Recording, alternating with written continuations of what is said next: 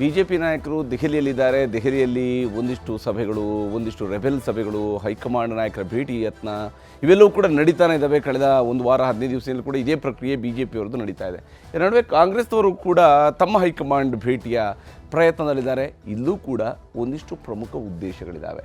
ಅವುಗಳನ್ನು ನಿಮಗೆ ಹೇಳ್ತಾ ಹೋಗ್ತೀನಿ. ಭಾಳ ಮುಖ್ಯವಾಗಿ ಇಲ್ಲಿ ಈಗ ಸದ್ಯಕ್ಕೆ ದಿಲ್ಲಿಗೆ ಕೈಚೆಂಡು ಹೋಗಿರುವಂಥದ್ದು ದೆಹಲಿ ಅಂಗಳವನ್ನು ತಲುಪಿದೆ KPCC ಅಧ್ಯಕ್ಷರ ಬದಲಾವಣೆಯ ವಿಚಾರ.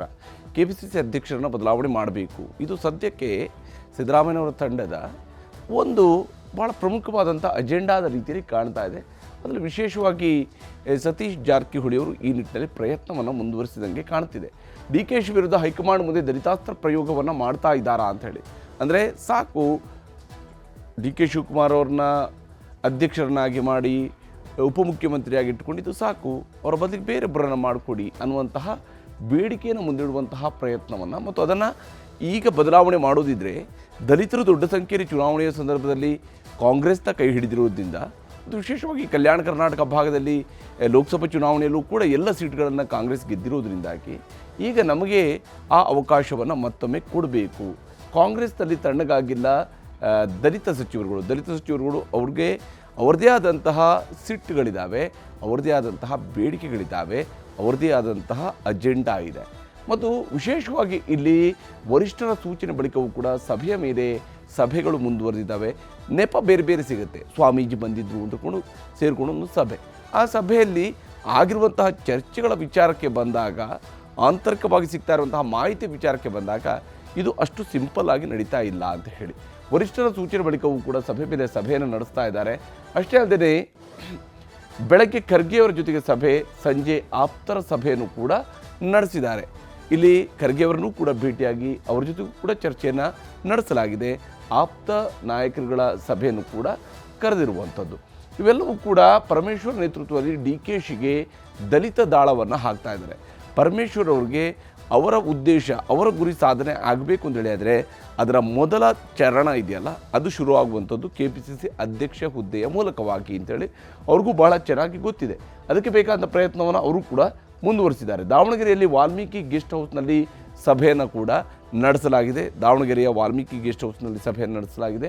ಮತ್ತು ವಿಶೇಷವಾಗಿ ದಲಿತ ಸಮಾವೇಶಕ್ಕೆ ಬ್ರೇಕ್ ಹಾಕುವಂಥ ಕೆಲಸವನ್ನು DK ಶಿವಕುಮಾರ್ ಅವರು ಮಾಡಿದ್ರಲ್ಲ, ಅದಾದ ನಂತರ ಅದೊಂದು ರೀತಿಯಲ್ಲಿ ಅನವಶ್ಯಕವಾಗಿ ದಲಿತ ಸಚಿವರನ್ನು ಕೆರಳಿಸಿದಂತಾಗಿದೆ.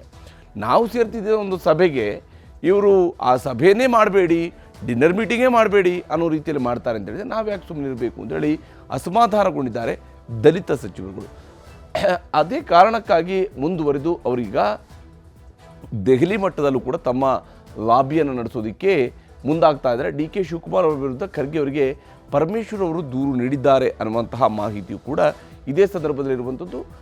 ಖರ್ಗೆ ಅವರನ್ನ ಭೇಟಿಯಾದಂಥ ಸಂದರ್ಭದಲ್ಲಿ ಪರಮೇಶ್ವರ್ ಅವರು ದೂರನ್ನು ಕೊಟ್ಟಿದ್ದಾರೆ ಶಿವಕುಮಾರ್ ಅವರ ವಿಚಾರದಲ್ಲಿ. ಯಾಕಂದರೆ ನಾವು ದಲಿತ ನಾಯಕರುಗಳು ಸೇರಿ ಒಂದು ಸಭೆ ನಡೆಸಬೇಕು ಅಂತೇಳಿ ಹೋದಾಗ, ಒಂದು ಡಿನ್ನರ್ ಪಾರ್ಟಿಯನ್ನು ಮಾಡಬೇಕು ಅಂತ ಹೋದಾಗ, ಡಿನ್ನರ್ ಮೀಟಿಂಗ್ ಮಾಡಬೇಕು ಅಂತ ಹೋದಾಗ ಅದನ್ನೇ ತಡೀತಾರೆ ಅಂತೇಳಿ ಆದರೆ ಏನು ಸಂದೇಶ ಅಂತ ಹೇಳಿ. ಹಾಗಾದರೆ ಮುಂದುವರೆದು ಇನ್ನೇನಾಗ್ತಾ ಇದೆ, DKಶಿ ವಿರುದ್ಧ ಖರ್ಗೆ ಅವರಿಗೆ ದೂರನ್ನು ಕೊಡ್ತಾ ಇದ್ದಾರೆ ಅಂತೇಳಿ. ದಾವಣಗೆರೆ ಸಭೆ ಬಳಿಕ ಇದೀಗ ದೆಹಲಿಗೆ ಸತೀಶ್ ಜಾರಕಿಹೊಳಿ ಅವರು ತೆರಳಿದ್ದಾರೆ. ದೆಹಲಿಗೆ ಹೋಗಿದ್ದಾರೆ ಸತೀಶ್ ಜಾರಕಿಹೊಳಿ ಅವರು.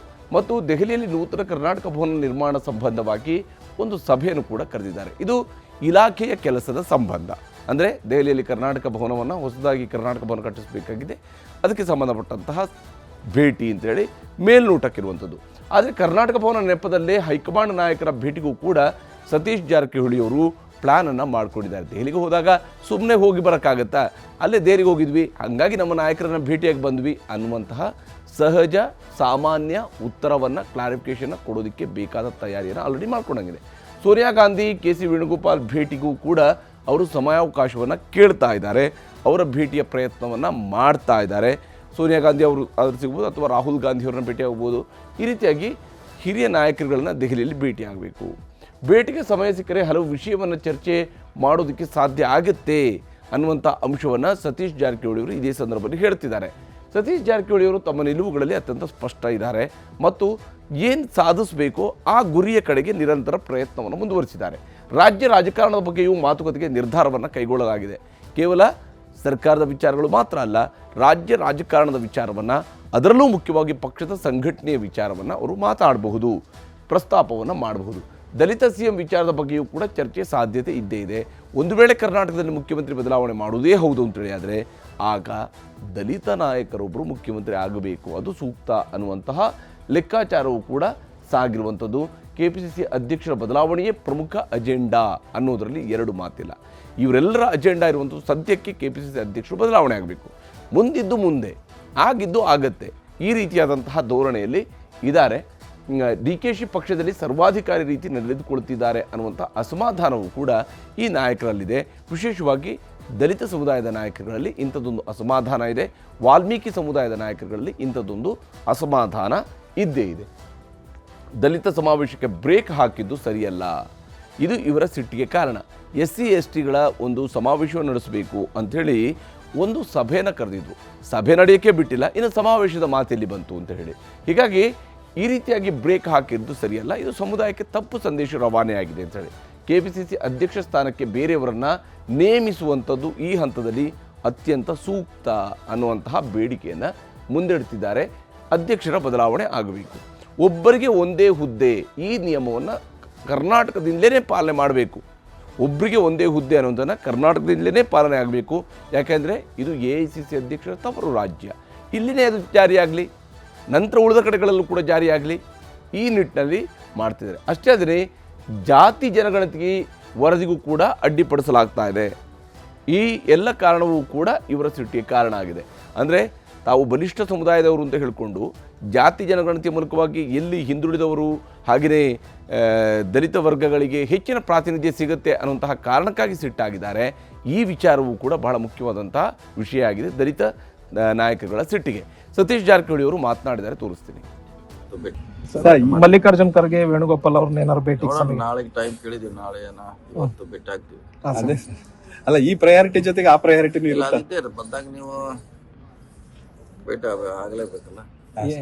ಏನಾದ್ರು ವಿಷಯಗಳಿದೆಯಾ ಕಾಮನ್ ಆಗಿ ಭೇಟಿ ಆಗ್ತೀವಿ, ಯಾರೇ ಬಂದ್ರು ಕೂಡ ನಾಯಕರು ಭೇಟಿ ಮಾಡ್ತಾ ವಾಡಿಕೆ ಭೇಟಿ ಆಗ್ತೀವಿ ಅಷ್ಟೇ. ಅಲ್ಲ, ಇದ್ರ ಜೊತೆಗೆ ನಾಳೆ ST ಸಮುದಾಯದ ನಾಯಕರು ಕೂಡ ಇಲ್ಲಿಗೆ ಬರ್ತಾರೆ, ಎಲ್ಲರೂ ಸೇರಿ ಭೇಟಿ ಆಗ್ತಾರೆ ಅನ್ನುವಂಥದ್ದು ಸರ್. ಅದ್ರ ಬಗ್ಗೆ ನನಗೆ ಗೊತ್ತಿಲ್ಲ. ನಾವು ಬಂದದ್ದು ನಮ್ಮ ಕೆಲವು ಸಚಿವರು ಎಲ್ಲ ಬರ್ತಾರೆ ಅನ್ನೋ ನಂದೇ ಬರ್ತಾರೆ, ಮತ್ತೆ ಅವ್ರು ಸಂಬಂಧಪಟ್ಟದ ಇಲಾಖೆ ಕೆಲಸ ಇರ್ತದೆ. ಹೀಗೆ ಸತೀಶ್ ಜಾರಕಿಹೊಳಿ ಅವರು ತಮ್ಮದೇ ಆದಂತಹ ಭೇಟಿಯ ಪ್ಲಾನನ್ನು ಮಾಡಿಕೊಂಡು ದೆಹಲಿಗೆ ಹೋಗಿದ್ದಾರೆ. ಮುಂದೇನಾಗುತ್ತೆ ಅನ್ನೋಂಥ ಕುತೂಹಲ ಇದ್ದೇ ಇರುವಂಥದ್ದು.